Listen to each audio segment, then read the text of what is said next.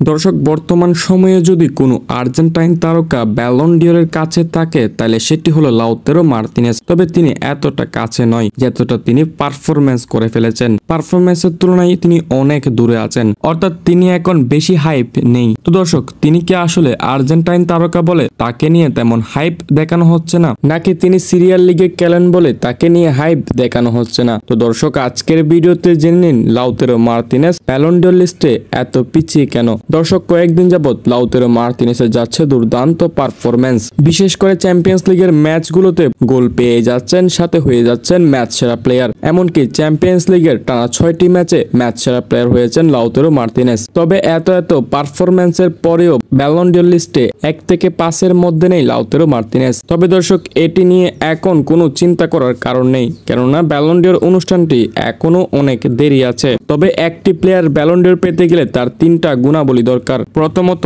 একজন প্লেয়ারের পারফরমেন্স, দ্বিতীয়ত ওই প্লেয়ারের ব্যক্তিগত নৈপুণ্য, এবং তৃতীয়ত ওই প্লেয়ারের দলগত অর্জন। যেখানে লাউতেরো মার্তিনেজের প্রধান উদ্দেশ্য হতে পারে এবারে চ্যাম্পিয়ন্স লিগ, যেখানে বর্তমানে লাউতেরো মার্তিনেজের দল ইন্টার মিলান আছে সেমিফাইনালে, তাদের প্রতিপক্ষ বার্সেলোনা। যদি এই ট্রফিটি কোনরূপভাবে লাউতেরো মার্তিনেজ জিততে পারে তাহলে মেজর ট্রফি হিসেবে লাউতেরো মার্তিনেজের পাশে যোগ হতে পারে। তবে যদি ভুলবশত এই ট্রফিটি অন্য কোনো টিম পেয়ে যায় তাহলে লাউতেরো মার্তিনেজের ব্যালন ডিওর জেতার স্বপ্নটি হয়তো এখানেই শেষ হয়ে যাবে। কেননা ব্যালন ডিওর জয়টি খুব প্রতিযোগিতার সাথে হয়, এখানে বাকি প্লেয়ারদের সাথে ফাইট করে এগিয়ে আসতে হবে। যেহেতু লাউতেরো মার্তিনেজের প্রতিদ্বন্দ্বী প্লেয়ার রয়েছে রাফিনহা, পেদ্রিরা, তাই এখানে একটু চ্যালেঞ্জিং হতে পারে। তাই যে কোনো মূল্যে আগামী মেজর ট্রফিগুলো লাউতেরো মার্তিনেজকে জিততেই হবে, এবং বর্তমানে যেই ধরনের পারফরমেন্স করছে এটি তাকে ধারাবাহিকতার সাথে রাখতে হবে। তাইলে হয়তো 2025 ব্যালন ডিওরটি পাওয়াতে তার কোনো বাধা থাকবে না। তাই দর্শক, বর্তমানে র্যাঙ্ক দেখে যারা হাঁপিয়ে যাচ্ছেন